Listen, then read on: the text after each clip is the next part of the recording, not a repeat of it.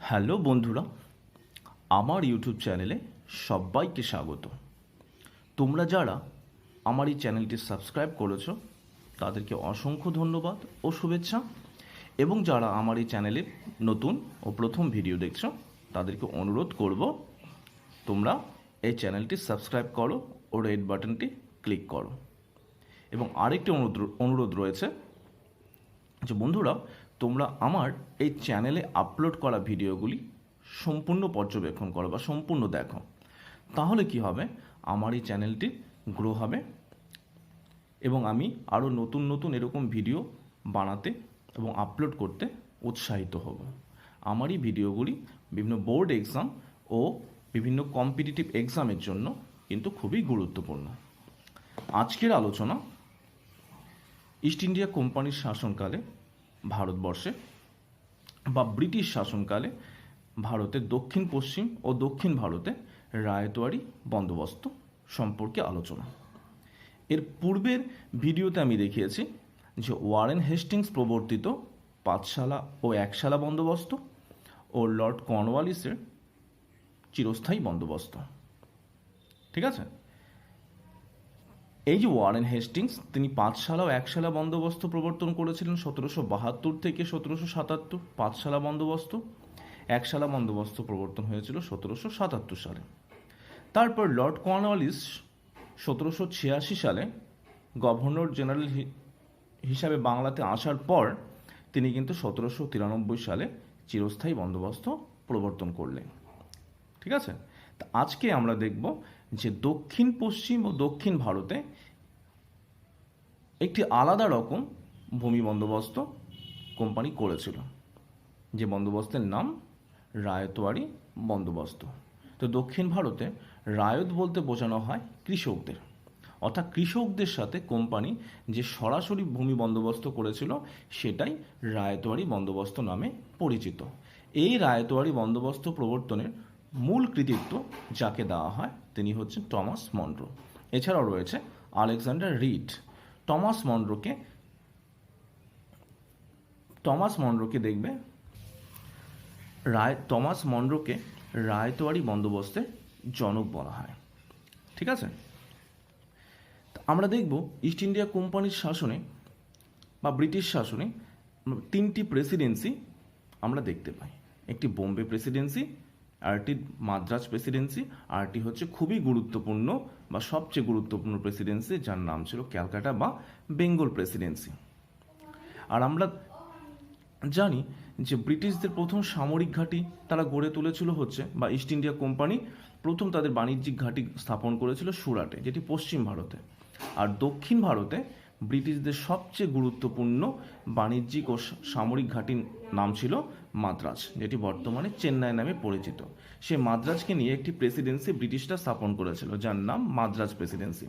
আর তার পশ্চিম দিকে আরেকটি প্রেসিডেন্সি যার নাম ছিল হচ্ছে বোম্বে প্রেসিডেন্সি। বোম্বে, যেটা বর্তমানে মুম্বাই নামে পরিচিত, সেখানেও আমরা দেখব রায়তওয়ারি সেটেলমেন্ট বা রায়তওয়ারি বন্দোবস্ত কোম্পানি চালু করেছিল।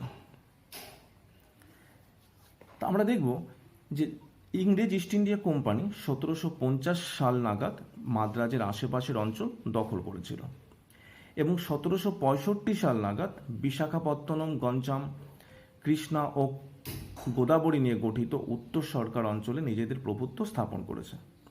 কিন্তু এইসব অঞ্চল থেকে প্রত্যক্ষ রাজস্ব আদায়ের ব্যাপারে কোম্পানি কোনো পদক্ষেপ গ্রহণ করেনি।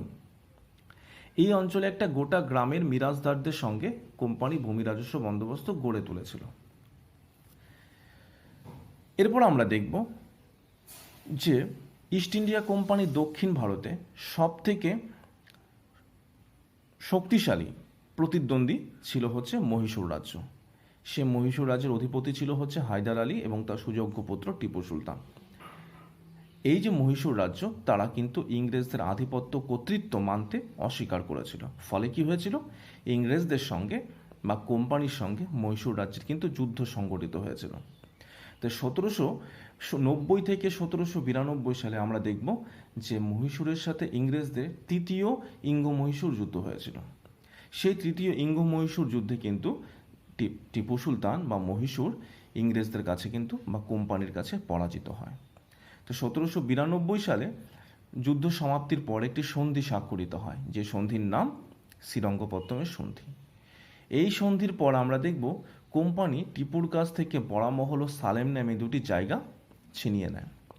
সে দুটি জায়গা পাওয়ার পর কোম্পানি কিন্তু ওই জায়গাতে একটি সুবিন্যস্ত ভূমি রাজস্ব বন্দোবস্ত গড়ে তুলতে আগ্রহী ছিল। ফলে কোম্পানি কি করলো, প্রত্যেক রায়তের নিজস্ব জমি জরিপ করে তার উৎপাদিকা শক্তি পরীক্ষা করে ভূমি রাজস্ব নির্ধারণ করেন এবং রায়তদের কাছ থেকে কোম্পানি সরাসরি ভূমি রাজস্ব আদায়ের ব্যবস্থা করেন। এই রায়তোয়ারি বন্দোবস্ত গড়ে তোলার মূল কৃতিত্ব আগেই বলেছি টমাস মনরো ও আলেকজান্ডার রিড। এই যে বড়ামহল অঞ্চল, যেটা কিনা মহীশূরের শাসক টিপু সুলতানের কাছ থেকে কোম্পানি লাভ করেছিল, সেখানে আমরা দেখব 1792 সাল থেকে 1798 সালের মধ্যে রায়তোয়ারি বন্দোবস্ত কিন্তু গড়ে তোলা হয়। এরপর আমরা দেখব দক্ষিণ ভারতের বা দক্ষিণ পশ্চিম ভারতে কিছু কিছু স্থানে বিক্ষিপ্তভাবে কোম্পানি কিন্তু রায়তোয়ারি বন্দোবস্ত গড়ে তুলেছিল। এরপর টমাস মনরো যখন ইংল্যান্ডে ফিরে যান বা ইংল্যান্ডে প্রত্যাবর্তন করেন, তখন আমরা দেখব সে দক্ষিণ ও দক্ষিণ পশ্চিম ভারতে কীরকম ভূমি বন্দোবস্ত প্রবর্তন করা যায় বা কীরকম ভূমি বন্দোবস্ত প্রবর্তন করলে সেটা কোম্পানির পক্ষে লাভজনক হবে, এ নিয়ে কিন্তু বিভিন্ন রকম পরীক্ষা নিরীক্ষা চলতে থাকে।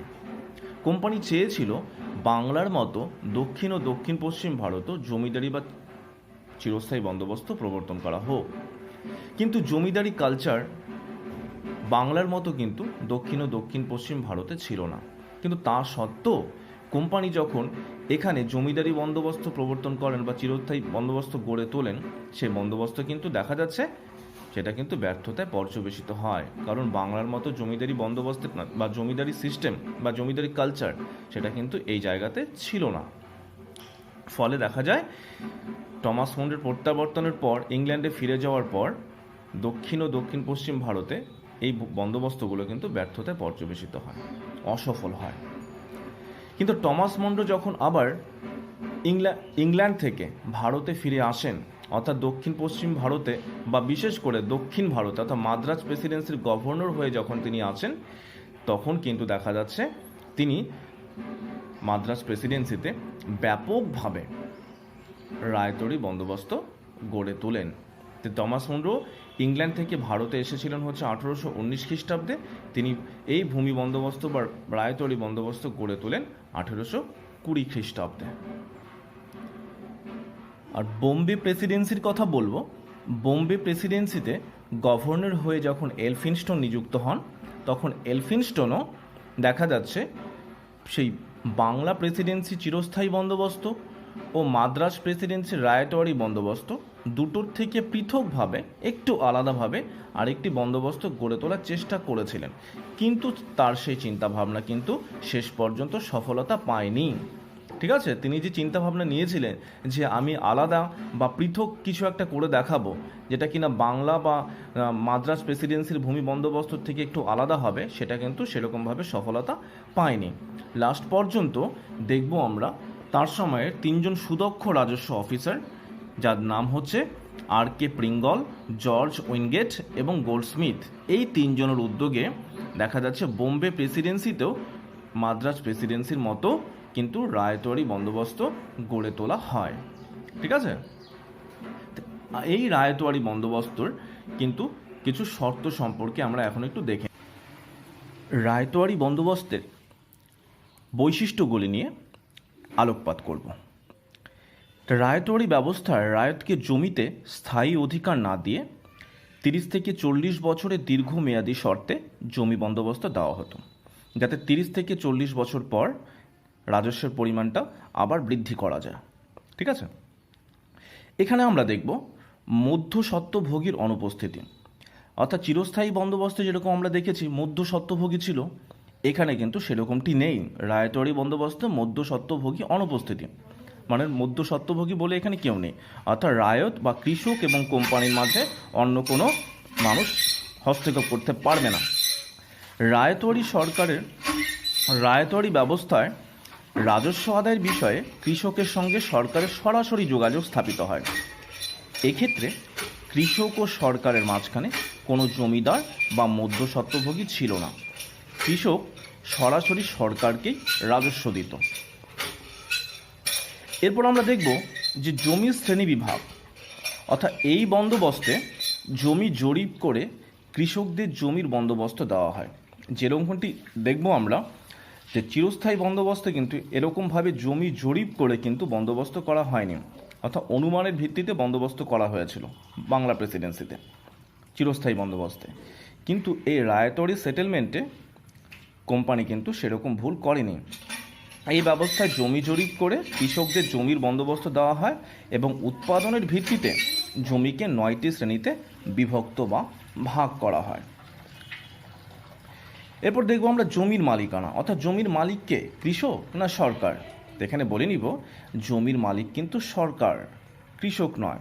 অর্থাৎ কোম্পানি কৃষকদের কাছ থেকে যা আদায় করত সেটা কিন্তু ট্যাক্স নয়, সেটা ছিল হচ্ছে রেন্ট।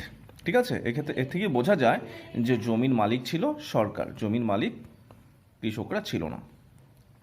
তো রাজস্বের হার কীরকম ছিল? অর্থাৎ রায়তরি ব্যবস্থার রাজস্বের হার ছিল খুব বেশি, অর্থাৎ দেখা যাচ্ছে উৎপাদনের 50% বা 1/3, ঠিক আছে, কোম্পানিকে কৃষকদের দিতে হতো। অর্থাৎ সাধারণত 30 বছর পর পর কিন্তু এই হারের পরিবর্তন করা হতো। অর্থাৎ রায়তরি বন্দোবস্তে কৃষকদের কাছ থেকে কোম্পানি যা রাজস্ব আদায় করত সেই রাজস্বের হার ছিল যথেষ্ট চড়া, যথেষ্ট উঁচু। এই বন্দোবস্তে কি হলো আমরা দেখতে পাবো যে এই বন্দোবস্তে রাজস্বের হার যেহেতু খুব বেশি ছিল, তাই বেশিরভাগ সময় কৃষকরা কিন্তু সরকারকে বা কোম্পানিকে রাজস্ব সবসময় দিতে পারতো না। ফলে কি হতো, সরকারি কর্মচারীরা যাদের ওপর দায়িত্ব ছিল কৃষকদের কাছ থেকে রাজস্ব আদায় করা, তারা কিন্তু বেশিরভাগ সময়ই দেখা যাচ্ছে কৃষকদের ওপর যথেষ্ট এবং অমানবিক অত্যাচার করত। এবং রাজস্বের হার যথেষ্ট চলাচলের আগেও বলেছি যে এই ব্যবস্থায় রাজস্বের হার অত্যন্ত বেশি ছিল। উৎপন্ন ফসলের 45 থেকে 50% রাজস্ব হিসাবে আদায় করা হতো। এই বিপুল পরিমাণ রাজস্ব পরিশোধের সামর্থ্য কৃষকদের ছিল না। ফলে কৃষকরা যখন সেই রাজস্ব দিতে অস্বীকার করত বা রাজস্ব দিতে অক্ষমতা প্রকাশ করত, ফলে কিন্তু সরকারি কর্মচারীদের অত্যাচার ভয়ঙ্কর আকার ধারণ করত।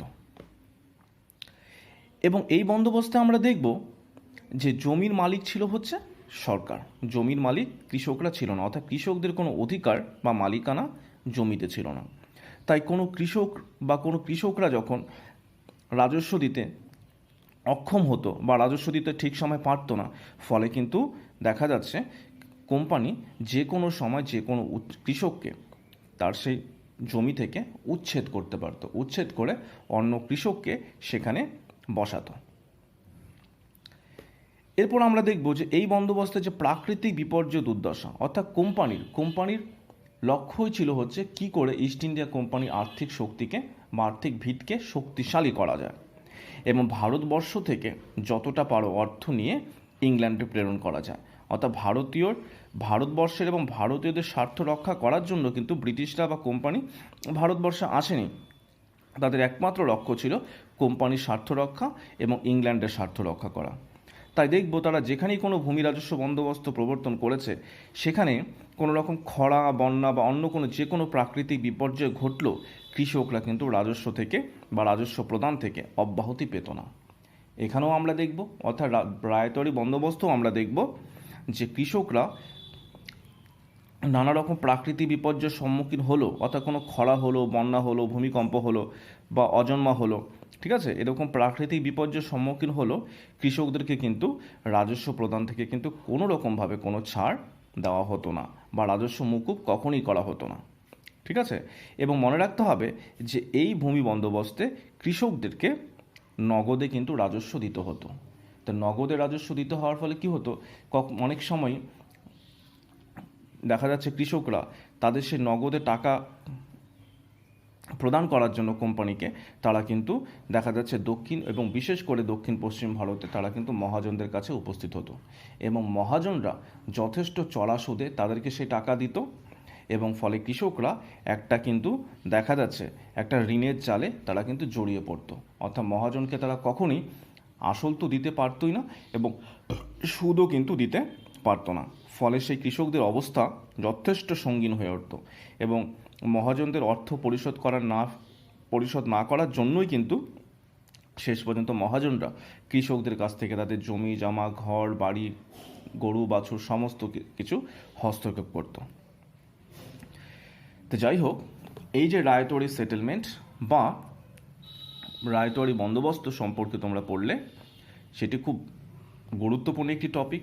বিভিন্ন কম্পিটিটিভ এক্সামেও সেই রায়তওয়ারি সেটেলমেন্ট থেকে প্রশ্ন হয়ে থাকে এবং বোর্ড এক্সামে তো অবশ্যই রায়তওয়ারি সেটেলমেন্ট বা রায়তওয়ারি বন্দোবস্ত সম্পর্কে প্রশ্ন হয়েই থাকে। আমি আবারও বলবো, তোমাদের কাছে অনুরোধ যে তোমরা ভিডিওটি সম্পূর্ণ দেখো এবং যারা নতুন তারা এই চ্যানেলটি সাবস্ক্রাইব করো, রেড বাটনটি ক্লিক করো। ধন্যবাদ, সবাই ভালো থেকো।